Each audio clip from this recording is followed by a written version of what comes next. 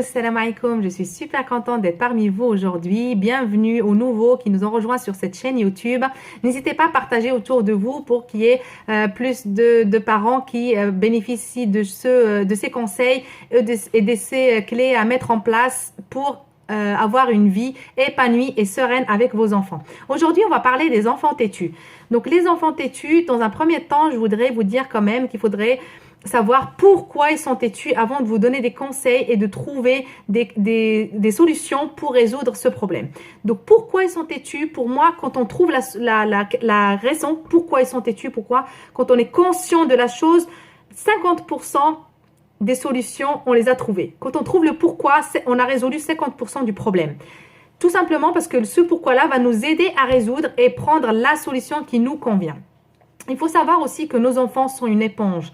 Ils sont un miroir par rapport à nous. Donc, ils prennent des choses de nous, en fait. Si nous, on n'est pas bien, ils vont pas être bien. S'ils sont têtus, on est peut-être têtu ou en tout cas, on n'est pas bien à ce moment-là. Et là, ils sont là pour nous dire « Attention maman, attention papa, il y a quelque chose qui ne va pas ». C'est un message que l'enfant souhaite passer par ses comportements négatifs ou en tout cas par ces comportements qui nous plaisent pas. Donc, pour le pourquoi, il y a plusieurs raisons. Je vais vous donner quelques-uns dans cette vidéo. Je ne peux pas tout vous donner. Je souhaite vous donner quelques pourquoi, quelques causes, quelques raisons pour que la vidéo ne soit pas très longue. Je vous donnerai que quelques-unes et pas tout. Donc, première chose, c'est déjà la relation du couple. Comment le couple se comporte à la maison. S'il y a beaucoup de conflits, s'il y a des disputes, c'est normal que les enfants sont têtus. Deuxième point, c'est les erreurs éducatives. C'est la stratégie que vous avez en place. C'est peut-être des erreurs qui sont là, des violences physiques, des violences verbales, des violences morales que vous faites avec vos enfants et qui peuvent les conduire à être têtus. Troisième point, c'est la personnalité des parents. Et du coup, cette personnalité-là, elle peut être têtue, elle peut être colérique et du coup, ça pousse l'enfant à être têtu. Quatrième point, ça peut être aussi la non-compréhension tout simplement des consignes. L'enfant ne comprend pas, vous lui parlez beaucoup, vous donnez beaucoup de phrases, vous donnez beaucoup d'ordres et il ne sait pas ce qu'il faut faire ou il n'a tout simplement pas compris ce qu'il faut faire.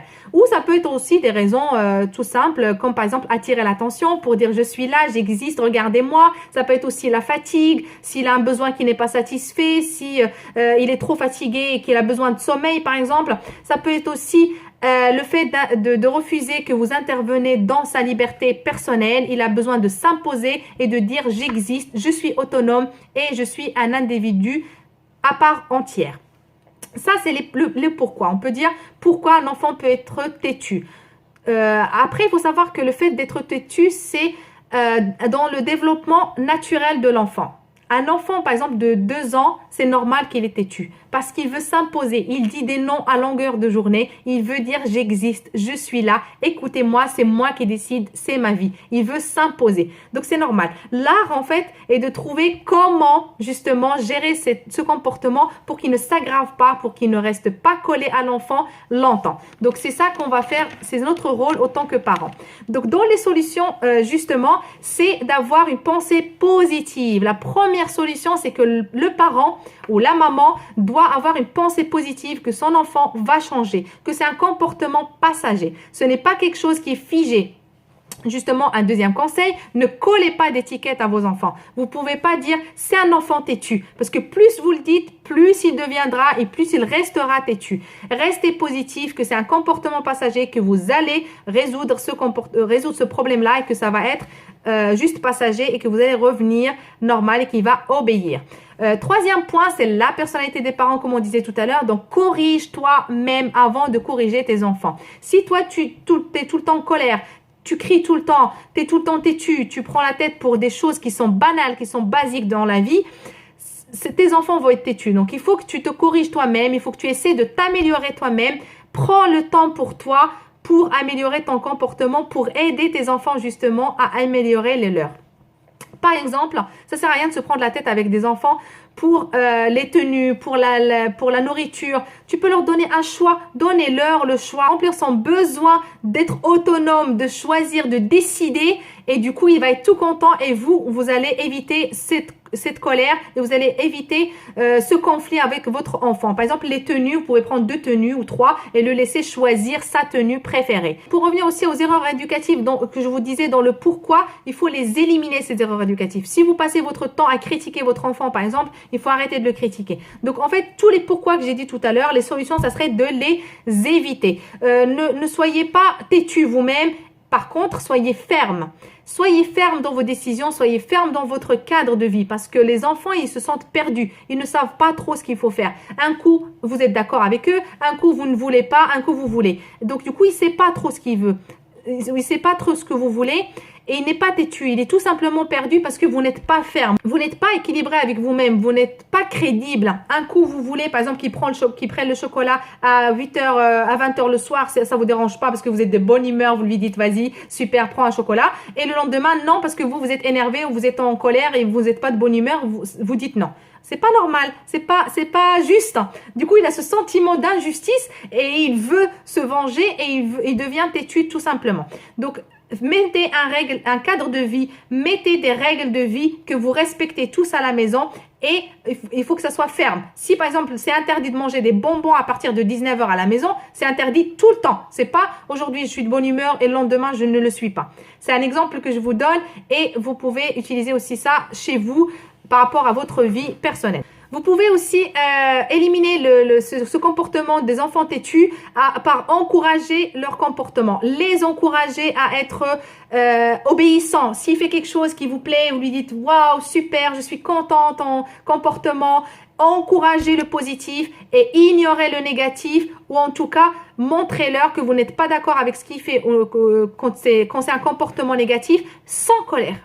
Ça ne sert à rien de s'énerver. Vous pouvez lui montrer que vous n'êtes pas d'accord juste en disant « je suis triste » ou « je ne suis pas d'accord avec ton comportement ». Ça ne sert à rien de crier et de hurler et d'être en colère juste parce que ton enfant a fait quelque chose qui ne va pas. Au contraire, plus tu vas être énervé, plus lui va faire un comportement qui ne te plaît pas. Et vous allez tourner en rond, ça va être un cercle vicieux. Il faut vraiment être ferme et montrer à ton enfant que tu n'es pas d'accord avec son comportement, attention, et non pas son individu. C'est super important. Ne tombez pas dans le piège de critiquer vos enfants à cause de leur comportement. C'est ton enfant, tu vas toujours l'aimer, tu vas toujours être son parent.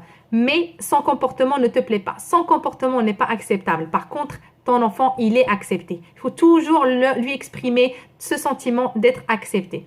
Vous avez aussi un autre point qui est super important, c'est l'éducation avec l'amour.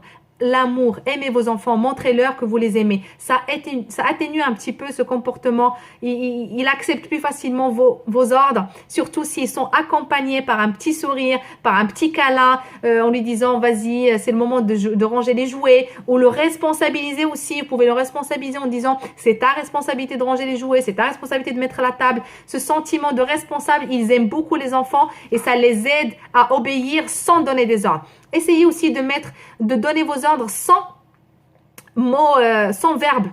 Par exemple, juste avec des mots. Au lieu de dire « range tes jouets », tu peux dire « les jouets », par exemple. Et du coup, les jouets, dans son cerveau, le mot « jouet », il va tourner « pourquoi les jouets ? Qu'est-ce qui se passe ?» Là, il va regarder autour de lui, il va voir les jouets par terre, par exemple, il va les ranger.